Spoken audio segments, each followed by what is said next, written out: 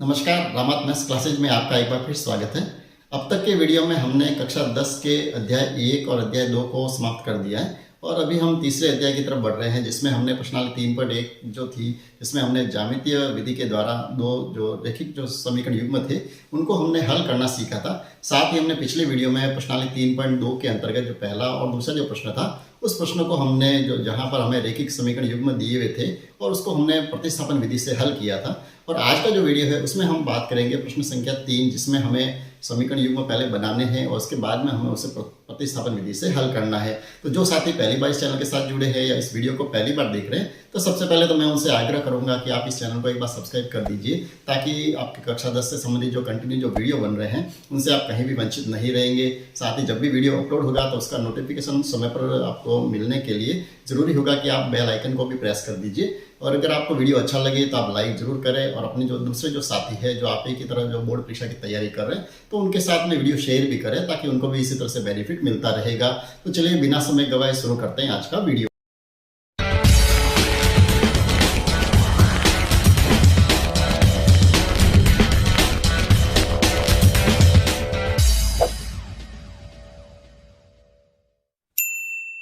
तो वीडियो को शुरू करते हैं और प्रश्न संख्या 3 की तरफ बढ़ते हैं। तीसरा जो प्रश्न दिया हुआ है प्रश्नावली 3.2 का, वो ये दिया गया है कि निम्न समस्याओं में रैखिक समीकरण युग्म बनाइए और उनके हल प्रतिस्थापन विधि द्वारा ज्ञात कीजिए। ठीक है, तो इस प्रश्न में हमें दो काम करने हैं। पहला काम तो हमें क्या करना है, ये जो समस्या जो दी हुई है, जो कथन दिया हुआ है उसके द्वारा हमें दो रैखिक समीकरण युग्म बनाने हैं। ठीक है, पहला काम तो हमें ये करना है और दूसरा काम हमें क्या करना है, उसको प्रतिस्थापन विधि द्वारा उनको हल जो है हमें ज्ञात करना है। ठीक है, तो जो साथी जिन्होंने पिछले वीडियो को मिस कर दिया है तो आप उस वीडियो को जरूर देखें, ताकि आपको जो प्रतिस्थापन विधि जो है उससे हम प्रश्नों को किस तरह से हल करते हैं वो आपको ज़्यादा अच्छे से समझ में आएगा। उसका जो लिंक होगा वो मैं आपको डिस्क्रिप्शन में दे दूंगा, तो आप वहाँ से भी वो वीडियो देख सकते हैं। साथ ही जो अन्य जो वीडियो है जो आप मिस कर गए उन सारे ही वीडियो का मैं लिंक दे दूंगा, तो आप कहीं भी उनसे वंचित नहीं रहे, उनको आप जरूर देखें। चलिए, तो हम वापस प्रश्न की तरफ बढ़ते हैं। तो पहले जो समस्या दी हुई है, पहला जो प्रश्न दिया हुआ है वो ये दिया हुआ है कि दो संख्याओं का अंतर 26 है। क्या दिया हुआ है, दो संख्याएं जो है वो हमें ज्ञात नहीं है कि कौन सी है, उन्हें हमें क्या करना है, ज्ञात करना है। और एक संख्या जो है वो दूसरी संख्या की 3 गुनी है, यानी यहाँ से हमें दो रैखिक समीकरण युग्म बनाने हैं। ठीक है,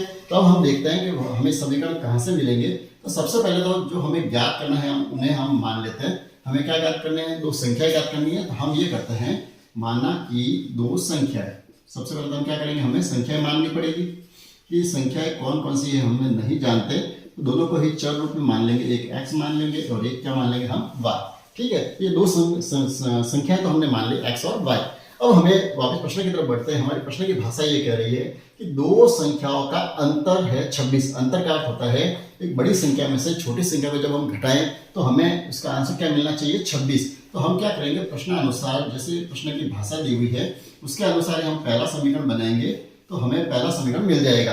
दो संख्याओं का अंतर कितना होना चाहिए, 26। अब हमें ये तो नहीं ज्ञात है कि इसमें से बड़ी संख्या कौन सी है या छोटी संख्या कौन सी है, तो हम तो सीधा ही ये करेंगे, एक संख्या में से दूसरी संख्या को जब हम माइनस करेंगे तो हमें इसका अंतर कितना मिलना चाहिए, 26। ये हमें पहला समीकरण मिल जाएगा। ठीक है, जो आंसर आएगा तो अपने आप हमें मालूम पड़ जाएगा ये संख्या बड़ी है और ये छोटी है। चलिए, अब उससे आगे बढ़े। दूसरा ये लिखा हुआ है कि एक संख्या जो है वो दूसरी संख्या की 3 गुना है। अब यहाँ पर थोड़ा सा सोचने वाली बात यह है कि इन दोनों में से कौन सी संख्या है जो दूसरी संख्या की 3 गुना हो सकती है। तो इतना तो हमें जरूर मालूम है कि एक संख्या जो दूसरी संख्या की अगर 3 गुना है मतलब दूसरी संख्या क्या होगी, छोटी होगी। और यहाँ पर हमने देखें तो हमने जो x में से y माइनस किया, इसका अर्थ है x बड़ी संख्या है और y क्या है, छोटी संख्या। ठीक है, तो यहाँ पर हमें दूसरा जो समीकरण मिला वो क्या मिलेगा, यानी एक संख्या जो है वो दूसरी संख्या की, दूसरी संख्या कौन सी है, y, इसकी कितनी गुना है, 3 गुना। तो इसको हम 3 से गुना कर देंगे तो कितना हो जाएगा, 3y। यहाँ से हमें दूसरा समीकरण मिलेगा, पक्षांतर कर देते हैं 3y का, यहाँ प्लस का है तो यहाँ आ जाएगा तो क्या हो जाएगा, -3y बराबर यहाँ क्या बच जाएगा, 0। ये हमें मिल गया दूसरा समीकरण। ठीक है, दोनों ही समीकरण हमें सबसे पहले तो बना दिए। अब हमें क्या करना है, इनको प्रतिस्थापन विधि से हल करना है। ठीक है, तो प्रतिस्थापन विधि में हम क्या करते हैं, एक समीकरण से हम x या y की वैल्यू पहले ज्ञात करते हैं और उस वैल्यू को हम दूसरे समीकरण में वापस रखते हैं, तो वहां से हमें एक का आंसर मिल जाता है, फिर वहां से हम दूसरा आंसर भी प्राप्त करते हैं। तो हम सबसे पहले समीकरण नंबर 1 से लेते हैं। ठीक है, तो पहला जो समीकरण है उस समीकरण क्या दिया हुआ है हमें, हमें ये दिया हुआ है x माइनस वाई बराबर दिया हुआ है 26। चलो हम y का पक्षांतर कर देते हैं, तो हमें x की वैल्यू क्या मिल जाएगी, x बराबर 26 माइनस वाई का पक्षांतर करेंगे तो क्या हो जाएगा, प्लस का y। तो ये हमें x की एक वैल्यू मिल जाएगी। ठीक है, अब हमें क्या करना है, ये x की जो वैल्यू है ये हमें तो दूसरा जो समीकरण उसमें हमें ये मान रखना है। तो हम क्या करेंगे, समीकरण 2 में x बराबर 26 प्लस वाई रखने पर ये मान हमें रखना है। ठीक है, और जैसे हम मान रखेंगे तो हमें एक आंसर मिल जाएगा। दूसरा समीकरण क्या है, x माइनस 3y बराबर 0। तो x की जगह क्या लिखना है हमें, 26 प्लस वाई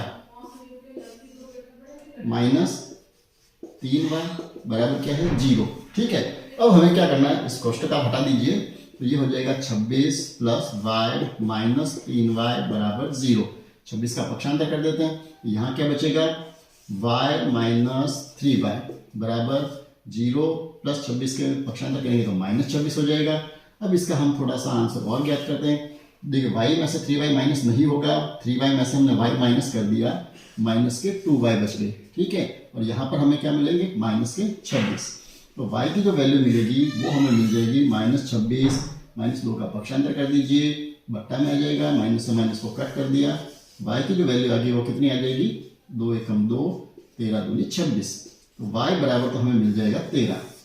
ठीक है, तो एक आंसर तो हमें मिल गया। अब दूसरा आंसर हमें कहाँ से मिलेगा, हमें ये जो y की वैल्यू है वो हमने जो तीसरा जो जहाँ पर हमने x के रूप में इसको बदला था उस समीकरण में हम यहाँ y की वैल्यू रखेंगे। ठीक है, तो हमें जो है वो दूसरा आंसर भी मिल जाएगा। ठीक, तीसरा जो समीकरण वो क्या है, x बराबर 26 प्लस y। ठीक है, अब यहाँ पर हमें करना क्या है, 26 y की जगह हम क्या लिख देंगे, 13।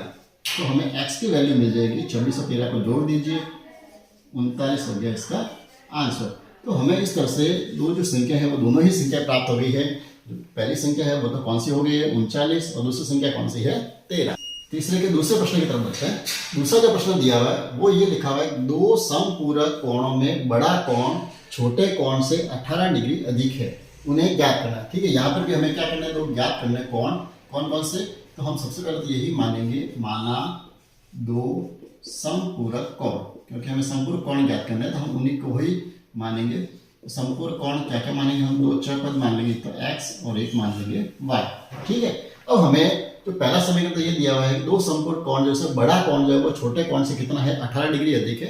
जैसा हमने पहले प्रश्न में किया है वैसा ही वैसा वो हमें यहाँ से मिल जाएगा कि जो बड़ा कोण है, अब इस दोनों में से हमें ये तो नहीं ज्ञात कौन सा बड़ा है, हम तो ये मानेंगे ये बड़ा है, तो इसमें से अपन ये माइनस कर देते हैं, यानी x में से अगर y को माइनस करें तो हमें कितना आंसर मिलना चाहिए, 18 डिग्री। तो ये तो हो जाएगा पहला समीकरण। अब दूसरा समीकरण हमें कहाँ से मिलेगा, अब हमें यहाँ पर और कुछ भी दिया हुआ नहीं है, लेकिन आपको इतना जानकारी होनी चाहिए कि समपूरक कोण का मतलब क्या होता है, ऐसे दो कोण जिन कोणों का योग कितना होना चाहिए, 180 डिग्री। तो यहाँ पर इसीलिए ये चीज़ नहीं दी हुई है, ये हमें स्वयं लिखनी पड़ेगी कि ये जो दो समपूरक कोण जो हमने माने हैं इनका योग कितना होगा, हमेशा 180 डिग्री। ये अगर हमें जानकारी नहीं होगी तो हम इस प्रश्न को पूरा नहीं कर पाएंगे। ठीक है, अब उसके बाद में इस प्रश्न को करना तो बिल्कुल सिंपल ही है, जैसा हमने पहले भी किया है। सबसे पहले हम समीकरण 1 को ले लेते हैं। समीकरण 1 से क्या करेंगे, हम x की वैल्यू निकालेंगे, तो x की वैल्यू क्या हो जाएगी, 18, y का पक्षांतर कर देंगे तो माइनस y का क्या हो जाएगा, प्लस y। ठीक है, ये हमें मिल जाएगा समीकरण नंबर 3। अब हमें वही समीकरण 2 में हम क्या करेंगे, इस x की वैल्यू को रखेंगे। तो समीकरण 2 में x बराबर 18 प्लस y रखने पर, तो 18 प्लस y हम रखेंगे तो हमें आंसर मिल जाएगा। दूसरा समीकरण कौन सा है, x प्लस y बराबर 180 डिग्री। ठीक है, तो अब यहाँ पर हमें x की जगह क्या रखना है, 18 प्लस y। तो यहाँ मैंने x की जगह रख दिया 18 प्लस y, और ये y हमें यहाँ पर ऐसे मिला है, बराबर क्या हो जाएगा, 180 डिग्री। तो 18 का पक्षांतर कर देते हैं, तो यहाँ तो हमें क्या मिल जाएगा, y और y को जोड़ दिए कितने हो गए, 2y बराबर ये हो गया 180। 18 प्लस के हैं तो पक्षांतर जब करेंगे तो किसके हो जाएंगे, ये माइनस के। तो हमें जो मिल जाएगा वो मिलेगा 2y बराबर कितना मिल जाएगा, 0 में से 8 माइनस कर दिया 2, यहाँ पर हो गए कितने हो गए 7, 7 में से 1 माइनस कर दिया 6, और ये मिल गया हमें 162 डिग्री।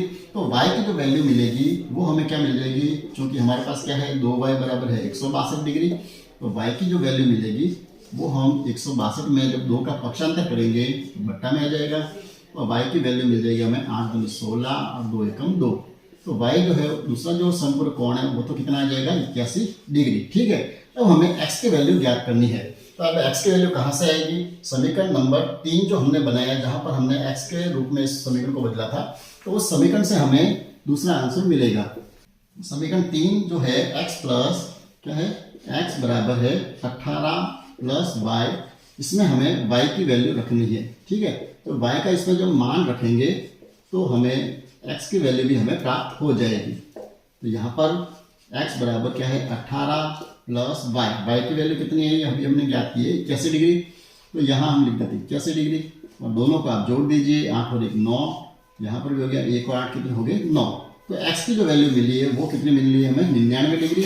तो दो समकोण कोण जो हो गए वो कौन कौन सा हो गया, एक तो हो गया 99 डिग्री और दूसरा हो गया 81 डिग्री। तीसरा जो प्रश्न है इसका वो ये दिया गया, एक क्रिकेट टीम के कोच ने 7 बल्ले और 6 गेंदे 3800 रुपये में खरीदी और बाद में उसने 3 बल्ले और 5 गेंदे 1750 रुपये में खरीदी। तो हमें प्रत्येक बल्ले और प्रत्येक गेंद का मूल्य हमें ज्ञात करना है। ठीक है, तो यहाँ से हम सबसे पहले तो हमें क्या ज्ञात करना है, हमें एक बल्ले का मूल्य ज्ञात करना है और एक गेंद का मूल्य ज्ञात करना है। तो पहले तो हम इन दोनों को ही मानेंगे।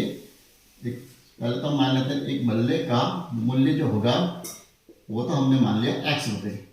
ठीक है, और एक गेंद का जो मूल्य है वो हम मान लेते हैं y रुपये। तो यहाँ से हमारा प्रश्न शुरू होगा, जब हम दोनों ही चीज़ों को यहाँ से मान लेंगे x और y के चर के रूप में। अब यहाँ से हमें समीकरण मिलेंगे प्रश्नानुसार। जब हम इसको वापस प्रश्न को हमें एक बार वापस पढ़ना पड़ेगा कि देखिए क्या करना है हमें। एक क्रिकेट टीम के कोच ने कितने बल्ले खरीदे, 7 बल्ले। तो अगर एक बल्ले का मूल्य है अगर x रुपये, तो 7 बल्लों का मूल्य कितना हो जाएगा 7x रुपये हो जाएगा। 7 और x से हम गुणा कर देंगे तो हमें क्या मिल जाएगा 7x। ठीक है, इसी तरह से कितनी गेंदे खरीदी उसने 6 गेंदे। अगर एक गेंद का अगर y रुपये लगते हैं तो 6 गेंदों के कितने लगेंगे 6y।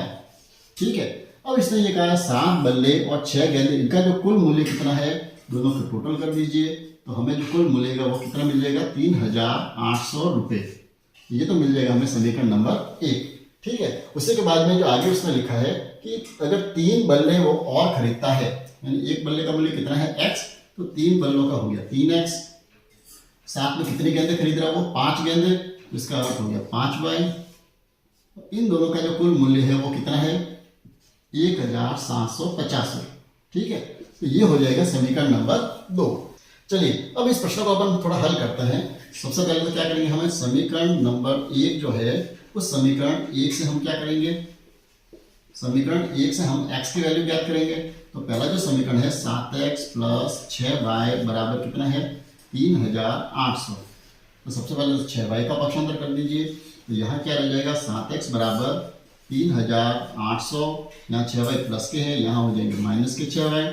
और जब x की वैल्यू निकालेंगे तो क्या हो जाएगा 3800 माइनस 6y बट्टा जो है वो आ जाएगा 7। ठीक है, ये आ गई हमें x की एक वैल्यू मिली है, थोड़ी बड़ी मिली है लेकिन आपके सॉल्व हो जाएगा। अब हम क्या करेंगे, समीकरण नंबर 2 में इस x की वैल्यू रखेंगे। तो समीकरण नंबर 2 जो है, समीकरण नंबर 2 में x की जो वैल्यू है क्या है, x की वैल्यू 3800 माइनस 6y बट्टा 7, ये हमें रखना पड़ेगा। तो दूसरा जो समीकरण है वो क्या है, दूसरा समीकरण लिखा हुआ है 3x प्लस 5y बराबर है 1750। ये दूसरा समीकरण था। तो अब x की जगह हम पहले 3 लिख दिया, इस x की जगह हम क्या लिखेंगे 3800 माइनस 6y बट्टा 7 प्लस क्या है 5y बराबर है 1750। ठीक है, ये प्रश्न थोड़ा बड़ा है लेकिन इसको हम सॉल्व करें। देखिए यहाँ पर हम इस 3 और 7 नहीं करते हैं, तो हमें क्या करना है, इस 3 का हम ऊपर वाले पद से गुणा कर देंगे। सबसे पहले 3 का हम 3800 से गुणा कर दीजिए, 0 का 0, 3 का 0 से किया 0, 3 का 8 से किया, 3 8 24, हासिल कितने हो गए 2, 3 किया 9 और 2 हो गए 11, माइनस 3 का 6y से किया, 6 किया 18y बट्टा कितने हैं 7। ठीक है, और यहाँ पर है प्लस के 5y बराबर है 1750। अब यहाँ पर भी हमें क्या करना पड़ेगा, इनका भी हमें यहाँ पर पुनः एलसीएम लेना पड़ेगा। तो हम क्या करते हैं, दोनों का 1 और 7 का लसअप ले लीजिए, कितना आ जाएगा 7। 7 का भाग 7 ने दिया कितनी बार, एक बार। एक को जब इस पूरे पद से गुना करेंगे तो हमें यही आंसर पुनः मिलेगा 11,400 माइनस 18y। ठीक है। अब अगला काम, यहाँ पर 1 का भाग हमने 7 ले लिया, कितनी बार जाएगा 7 बार। 7 का गुना 5y से कर दीजिए, 7 पंजे कितने हो जाएंगे 35y, बराबर है 1750। ठीक है। अब हम इस 7 का यहाँ से कर देते हैं पक्षांतर, तो वहाँ कहाँ चले जाएंगे, गुणा में चले जाएंगे, और यहाँ पर जो हमें आंसर मिलेगा वो मिल जाएगा 11,400।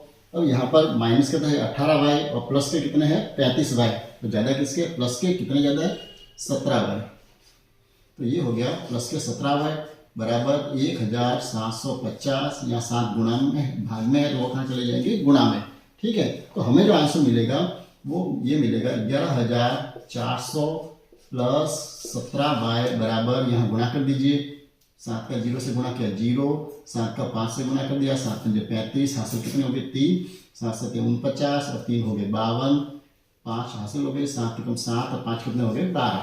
अब 11,400 का पक्षांतर कर दीजिए, तो हमें क्या मिलेगा 17y बराबर 12,250 माइनस 11,400, इसको कीजिए माइनस, तो 17y बराबर हमें क्या मिल जाएगा 0, 5 में से 0 गया 5, 2 में से 4 नहीं जा सकते, 12 में से 4 गए 8, यहाँ हो गए 11, यानी कितना आ गया 17y बराबर 850।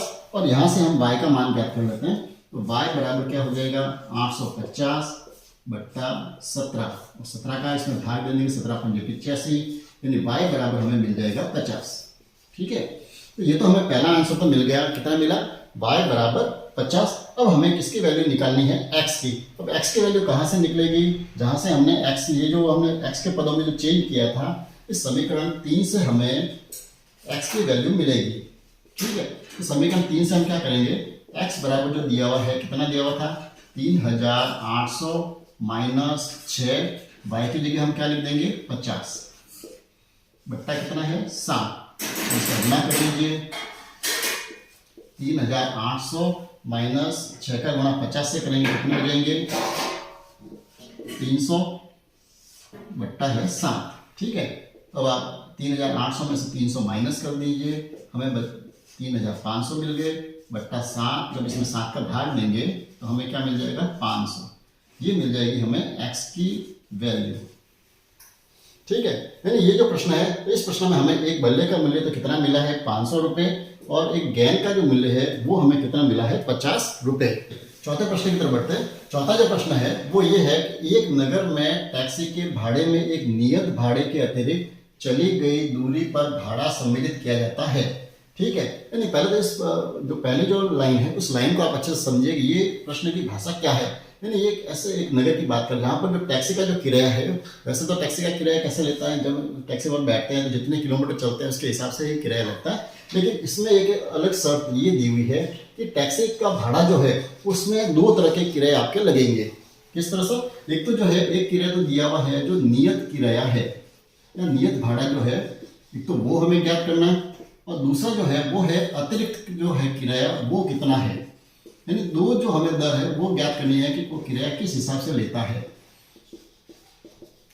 अतिरिक्त किराया जो वो तो कैसा है, हर एक किलोमीटर के लिए अलग है, यानी आप जितने किलोमीटर चलेंगे उसके हिसाब से वो किराया अलग से लेगा। और एक नियत किराया जो है वो है, जैसे आप टैक्सी में बैठ गए उसका एक फिक्स किराया है, जैसे मान लो एक टैक्सी में आपके बैठने के केवल 10 रुपये है तो 10 रुपये तो फिक्स वो लेगा ही लेगा। उसके बाद में आप जितने किलोमीटर चलेंगे उसका वो प्रति किलोमीटर के हिसाब से अलग से भाड़ा और लेता है। तो ये इस प्रश्न की भाषा है। तो पहले तो इसमें हमने 2 तरह के जो किराए ज्ञात करने हैं तो उनको अपन पहले मान लेते हैं। तो हम सबसे पहले तो ये मान लेते हैं कि नियत भाड़ा तो है वो तो है x रुपये।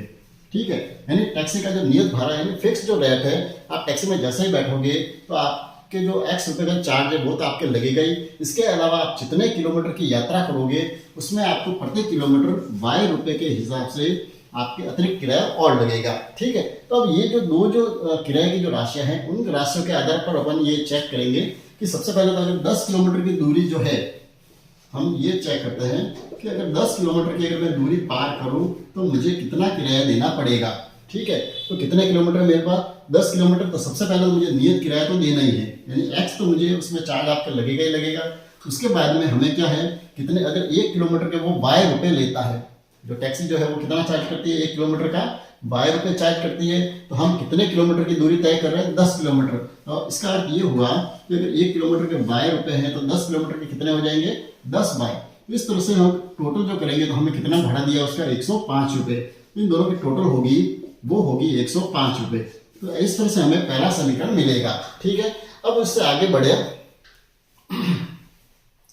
उसके आगे जो प्रश्न की भाषा ये कह रही है कि अगर मैं 15 किलोमीटर की अगर यात्रा करता हूं तो मुझे कितना भाड़ा देना पड़ेगा, 155 रुपए। तो अब इसी प्रश्न को अपन देखें तो नियत किराया तो वही रहेगा, x रुपये तो हमें देने ही है। उसके अलावा हमें कितने किलोमीटर की यात्रा करनी है, 15 किलोमीटर। तो 1 किलोमीटर का भाड़ा है 22 रुपये, तो 15 किलोमीटर का कितना हो जाएगा, 15 बाय। और कुल मिला के जो राशि हम देंगे, कितनी देंगे उसको, 155 रुपये। ठीक है, तो इस तरह से हमें ये दो समीकरण मिल जाएंगे। और अब यहां से हम इस समीकरण का हल करते हैं। सबसे पहले समीकरण नंबर 1 से x की वैल्यू हम ज्ञात करते हैं। तो x की वैल्यू क्या आ जाएगी, x बराबर 105, 10y का पक्षांतर कर दीजिए माइनस 10y। ठीक है, ये तो हमें मिल गई किसकी, x की वैल्यू मिल गई तीसरे समीकरण के रूप में। अब हम क्या करेंगे, समीकरण नंबर 2 जो है, कौन सा समीकरण 2 जो है, उस समीकरण में हम x की वैल्यू रखते हैं। तो ये जो दूसरा समीकरण है, कौन सा है दूसरा समीकरण, x प्लस 15y बराबर है 155। इसमें हम x के रखते हैं वैल्यू। x की जगह हमें क्या लिखना है, 105 माइनस 10y, ये तो हमने लिख दिया x की जगह। इसके साथ में और क्या लिखा हुआ है, 15y बराबर लिखा हुआ है 155। ठीक है, अब इसको हम थोड़ा सॉल्व कर लेते हैं। सबसे पहले तो ये 105 जो है इसका हम कर देते हैं पक्षांतर। ठीक है, तो 105 का तो पक्षांतर कर देंगे। यहाँ पर क्या बचेंगे, एक तो बचेंगे माइनस के 10y और एक साथ में बचा है 15y। और जब पक्षांतर करेंगे तो यहाँ तो कितने हैं, 155। और पक्षांतर वाली राशि को आप हमेशा ही पीछे लिखा जाएगा। ठीक है, तो ये 105 जो है, इसका जो पक्षांतर करेंगे इसको हम कहाँ लिखेंगे, 155 के पीछे। यानी यहाँ 105 कौन सी है, प्लस की राशि है, तो पक्षांतर जब करेंगे ये हो जाएंगे माइनस के। अब हम y के देखें तो माइनस के तो 10y है, प्लस के कितने 15y, यानी कितने बच गए, 5y प्लस के बच गए। यहाँ पर 155 में से 105 माइनस कर दिए, हमें मिल गए 50। तो y की जो वैल्यू है वो कितनी हो जाएगी, 50। 5 का पक्षांतर किया, बट्टा में आ गए। और y की जो वैल्यू मिली है वो तो मिली है हमें 10। यानी कौन सा किराया, जो अतिरिक्त जो किराया है हर किलोमीटर का, वो तो लग रहा है हमारे 10 रुपये। अब हम नियत किराया ज्ञात करेंगे x। तो x की वैल्यू कहाँ से आएगी, समीकरण नंबर 3 से। तो समीकरण नंबर 3 जो है, समीकरण नंबर 3, उस समीकरण 3 से हम x की वैल्यू निकालेंगे। तो x बराबर क्या है, यहाँ पर 105 माइनस 10y, ये हमने पक्षांतर करके ज्ञात किया था, 105 माइनस 10y। ठीक है, अब यहाँ पर हम जो y की वैल्यू रखेंगे तो हमें x की वैल्यू मिल जाएगी 10। y की जगह हम क्या लिखना है, 10। तो x की जो वैल्यू है वो हो जाएगी 105 माइनस 10 का 10 से गुणा कर दीजिए, कितने हो जाएंगे 100। और 105 में से जब हम 100 को माइनस करेंगे तो हमारे पास बचेगा केवल 5। यानी जो नियत किराया है वो तो कितना है, 5 रुपये। और जो अतिरिक्त जो किराया है हर किलोमीटर के लिए वो कितना है, 10 रुपये। तो हमें x की जो वैल्यू मिली वो तो कितनी मिली थी, 5 रुपये। और y जो है अतिरिक्त जो किराया है उसकी वैल्यू हमें क्या मिली है, 10 रुपये। अब हमें इसमें क्या करना था, जो 25 किलोमीटर की अगर वो यात्रा करता है तो हमें उसमें कितना किराया देना पड़ेगा। तो हम क्या करेंगे, हमारे पास कितना किराया, नियत किराया हो गया x, और 25 किलोमीटर के लिए कितना हो जाएगा, 25y। तो यहाँ से हम इसकी वैल्यू निकाल दीजिए कि x की जगह तो हमने लिख दिया 5 प्लस 25, और y की जगह क्या लिख देंगे हम, 10। तो यहाँ से हमें ये किराया मिल जाएगा, 25 का 10 से गुणा कर दिया, कितना हो गया 250, यानी हमें मिल जाएगा 255 रुपये। ठीक है, पांचवें प्रश्न की तरफ बढ़ते हैं। पांचवा जो प्रश्न है, यदि किसी भिन्न के अंश और हर दोनों में 2 जोड़ दिए जाए तो वह 9/11 हो जाती है, और यदि अंश और हर में 3 जोड़ दिए जाए तो वो 5/6 हो जाती है। तो वह भिन्न हमें ज्ञात करनी है। तो सबसे पहले हम इसमें क्या ज्ञात करना है, हमें भिन्न ज्ञात करनी है। तो हम मानेंगे, माना वह भिन्न जो है, भिन्न कैसे होती है, हमेशा अंश और हर के रूप में होती है। तो हम इसके चर जो पद जो मानेंगे x और y को, उसको हम भिन्न के रूप में ही मानेंगे। यानी क्या मानेंगे उसको, x/y। ठीक है, ये तो हमने भिन्न मान ली। अब हम प्रश्नानुसार इसको सॉल्व करने की कोशिश करते हैं और समीकरण बनाते हैं। जब समीकरण बन जाएगा उसके बाद में तो आपको हल करना बिल्कुल सिंपल हो जाएगा। तो प्रश्न जो है वो ये दिया गया, किसी भिन्न के अंश और हर में भिन्न तो कौन सी है, x बट्टा y, ये तो भिन्न है। अब इसके क्या करना है, हमें अंश और हर दोनों में 2 जोड़ना है। तो अंश तो कौन सा है, ये वाला x जो है वो अंश है, y जो है वो क्या है, हर। दोनों में हमें क्या करना है, अगर 2 जोड़ते हैं हम तो वो भिन्न क्या हो जाती है, 9 बट्टा 11। ये तो पहला समीकरण बन जाता है। और दूसरा जो समीकरण है वो क्या है, यदि अंश और हर वापस वही भिन्न है, जैसे x बट्टा y, अगर दोनों में अगर अंश और हर में 3 जोड़ दिए जाए, दोनों में क्या जोड़ना है, 3, x में भी 3 जोड़े और y में भी अगर 3 जोड़े तो वो भिन्न जो है वो क्या बन जाती है, 5 बट्टा 6। ये हो जाएगा समीकरण नंबर 2। तो अब इसको हमें क्या, थोड़ा समीकरण को हम थोड़ा सरल करेंगे, इसको सरल बनाएंगे तो ये हमारे आसानी से सॉल्व हो जाएगा। तो इसके लिए हमें क्या करना पड़ेगा, हम सबसे पहले इसका वज्र गुणा कर देंगे। 11 का गुणा जो है वो x प्लस 2 से करेंगे और 9 का गुणा जो है वो y प्लस 2 से करेंगे। ठीक है, तो सबसे पहले यहाँ हमें क्या करना है, वज्र गुणा करने पर जब हम वज्र गुणा करेंगे तो ये समीकरण थोड़ा सिंपल हो जाएगा। तो 11 का पहले x से गुणा कर दिया, क्या हो गया 11x, प्लस 11 का 2 से गुणा कर दिया, 11 दूनी 22। इसी तरह से यहाँ पर 9 का y से कर दिया 9y, प्लस 9 का 2 से कर दिया, कितना हो गया 9 दूनी 18। ठीक है, अब इस समीकरण को थोड़ा व्यवस्थित कर देते हैं। तो ये तो हो गया 11x, 22 का पक्षांतर कर देंगे, y को इस तरफ ले आएंगे तो क्या हो जाएगा माइनस के 9y। ठीक है, चल पर दोनों एक तरफ आ गए। अब क्या करना है, यहाँ पर तो 18 है, इस 22 का जब पक्षांतर करेंगे तो ये हो जाएंगे माइनस के 22।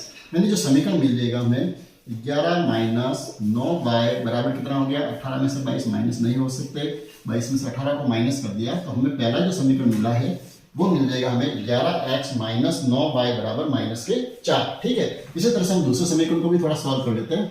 इनका भी वज्र गुणा कर दीजिए। 6 का पहले x से कर दिया, कितना हो गया 6x, प्लस 6 का 3 से गुणा कर दिया, 6 तिया 18, इधर 5 का y से कर दिया 5y, और 5 का 3 से कर दिया 5 तिया 15। ठीक है, तो यहाँ पर भी हम क्या करते हैं, y को इस तरफ ले आते हैं तो प्लस के y है तो यहाँ हो जाएगा माइनस के 5y बराबर, यहाँ पर क्या है 15, 18 का पक्षांतर कर दिया माइनस के 18।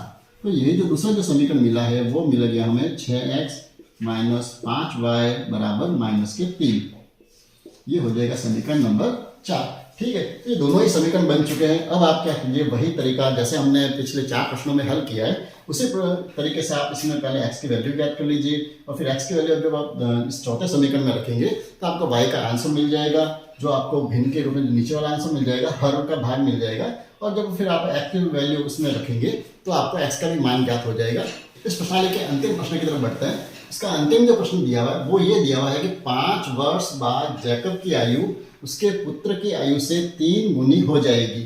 5 वर्ष पूर्व जो है वो जैकब की आयु उसके पुत्र की 7 गुनी थी, तो उनकी वर्तमान आयु क्या है ये हमें ज्ञात करनी है। ठीक है, हमें क्या ज्ञात करना है, दोनों की ही वर्तमान आयु ज्ञात करनी है। तो सबसे पहले हम दोनों की ही वर्तमान आयु मान लेते हैं। सबसे पहले तो हम क्या मान लेते हैं कि जैकब जो है उसकी तो वर्तमान आयु कितनी है, सबसे पहले तो हम क्या मानेगा, जैकब जो है उसकी हम वर्तमान आयु मानेंगे, उसको तो मान लिया हमने x वर्ष। ठीक है, और दूसरा जो है उसके पुत्र की वर्तमान आयु जो है वो कितनी हो जाएगी, उस पुत्र की जो वर्तमान आयु है उसको हम मान लेते हैं y वर्ष। दोनों को ही हमने 4 पदों में मान लिया। ठीक है, अब हम क्या करेंगे, प्रश्नानुसार सबसे पहले तो पहला जो समीकरण दिया हुआ है, जो सिचुएशन दी हुई है उसको हम समझते हैं कि क्या दिया हुआ है। तो सबसे पहले तो ये लिखा हुआ है कि 5 वर्ष बाद में हमें जो चर्चा करनी है वो कौन सी करनी है, 5 वर्ष बाद। तो सबसे पहले तो हम ये देखेंगे कि 5 वर्ष बाद जो है जैकब की आयु कितनी होगी। सबसे पहले तो हमें ये देखना पड़ेगा कि जैकब की जो आयु है वो कितनी होगी, यानी वर्तमान आयु अगर अब वो x वर्ष का है तो 5 वर्ष के बाद में जो उसकी उम्र 5 साल और बढ़ जाएगी, यानी ये जो उम्र हो जाएगी वो कितनी हो जाएगी, x प्लस 5 वर्ष। इसी तरह से उसके पुत्र की जो आयु है वो भी 5 वर्ष बाद में उसकी भी आयु बढ़ेगी 5 साल। तो हमने पुत्र की आयु क्या मानी है, y मानी है। तो 5 वर्ष बाद में इसकी जो उम्र हो जाएगी वो हो जाएगी y प्लस 5 वर्ष। ठीक है, ये तो हमने ये चर्चा की 5 बाद उनकी आयु क्या होगी। अब प्रश्न हमें ये कहता है कि 5 वर्ष बाद जैकब की जो आयु है, जैकब की आयु कितनी है, x प्लस 5। ये जो आयु है ये उसके पुत्र की आयु से, पुत्र की आयु कितनी है, y प्लस 5। इस पुत्र की आयु से कितनी है, 3 गुना। तो पुत्र की आयु उसको आपको 3 से गुणा करना है। ठीक है, तो यहाँ से हमें पहला समीकरण मिलेगा x प्लस 5 बराबर, यहाँ 3 का गुणा कर दीजिए, 3 का y से किया 3y, 3 का 5 से कर दिया, कितने हो गए 15। ठीक है, तो अब इसको थोड़ा व्यवस्थित कर देते हैं। x y को इधर ले आए, क्या हो जाएगा -3y बराबर 15, 5 का पक्षांतर कर दिया -5। तो पहला जो समीकरण मिला हमें वो क्या मिला, x माइनस 3y बराबर 10। ये तो मिल जाएगा हमें समीकरण नंबर 1। ठीक है, अब हम क्या करना है, दूसरा समीकरण इस तरह से ज्ञात करेंगे। दूसरे समीकरण में क्या दिया हुआ है कि 5 वर्ष पूर्व, जब हम इसी को वापस देखें, जैसे हमने 5 वर्ष पश्चात वाला देखा था, तो हम जब 5 वर्ष पूर्व की जो चर्चा करेंगे तो जैकब की आयु कितनी हो जाएगी। जैकब की आयु जो है अभी अगर वो x वर्ष है तो 5 साल कम हो जाएंगे, तो ये हो जाएगा x माइनस 5 वर्ष। और उसके पुत्र की आयु कितनी होगी, पुत्र की आयु भी 5 साल कम हो जाएगी। तो अभी अगर पुत्र की आयु हमने y मानी है तो 5 वर्ष पूर्व जो है वो कितनी हो जाएगी, y माइनस 5 वर्ष। ठीक है, फिर हम इसी तरह से क्या दिया हुआ है, 5 वर्ष पूर्व जैकब की आयु जो इसके पुत्र की आयु की कितनी है 7 गुना। तो हम वही समीकरण यहाँ पर भी बनाएंगे, तो हमें जो है दूसरा समीकरण यहाँ से प्राप्त होगा। जैकब की आयु तो क्या होगी x माइनस 5। जैकब की आयु जो है वो उसके पुत्र की आयु की, तो पुत्र की आयु कितनी है y माइनस 5, इसकी कितनी गुना है ये 7 गुना। तो यहाँ हम लिख देंगे 7। अब इस समीकरण को भी थोड़ा सॉल्व कर दीजिए। x माइनस 5 बराबर क्या हो गया, 7 का y से गुणा कर दिया 7y, 7 का 5 से गुणा कर दिया 7 पंजे 35। ठीक है, अब इसको व्यवस्थित कर दीजिए। x 7y का पक्षांतर कर दिया, माइनस के 7y हो गए, यहाँ पर क्या है माइनस के 35, और 5 का जब पक्षांतर करेंगे -5 के क्या हो जाएंगे प्लस के 5। यानी हमें जो समीकरण मिलेगा वो मिलेगा x माइनस 7y बराबर माइनस के 30। ये हो जाएगा समीकरण नंबर 2। अब इसके बाद में हमें वही काम करना है। आप x और y को क्या करना है, एक का मान ज्ञात करके प्रतिस्थापन करके दूसरे समीकरण में जब आप मान ज्ञात करेंगे तो आपको x और y दोनों की ही वैल्यू मिल जाएगी। तो आशा करूंगा इस वीडियो में मैंने बहुत ही सरल तरीके से आपको सारे ही प्रश्नों की जो समस्याएं दी हुई थी उनसे हमने रैखिक समीकरण युग्म बनाने भी सीखे और उन समीकरणों को हमने सरल तरीके से बिल्कुल हल करना भी सीखा है। तो फिर भी आपको इसमें अगर कहीं भी दिक्कत आई है या जो प्रश्न अपन ने लास्ट में जो अंतिम जो 2 प्रश्न थे उनको हमने आधा ही किया था क्योंकि वीडियो बहुत ज़्यादा बड़ा बन रहा था, तो सारा करते तो बहुत ज़्यादा बड़ा बनता। तो आप उनको घर पे कोशिश कीजिए, आप जरूर उसको सॉल्व कर पाएंगे। फिर भी अगर आपको कहीं भी दिक्कत आती है तो आप कमेंट्स में जरूर लिखें, ताकि अगला जो वीडियो बनेगा तो उसमें दोनों प्रश्नों को मैं पूरा सॉल्व करके आपको बता दूंगा। तो अगर आपको वीडियो अच्छा लगा हो तो आप लाइक जरूर करें, अपने साथी के साथ शेयर भी करें।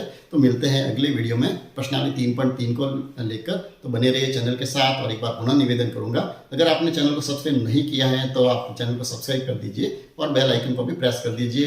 वीडियो अच्छा लगा हो तो लाइक जरूर करें, अपने साथी के साथ शेयर भी करें। तो मिलते हैं अगले वीडियो में। धन्यवाद।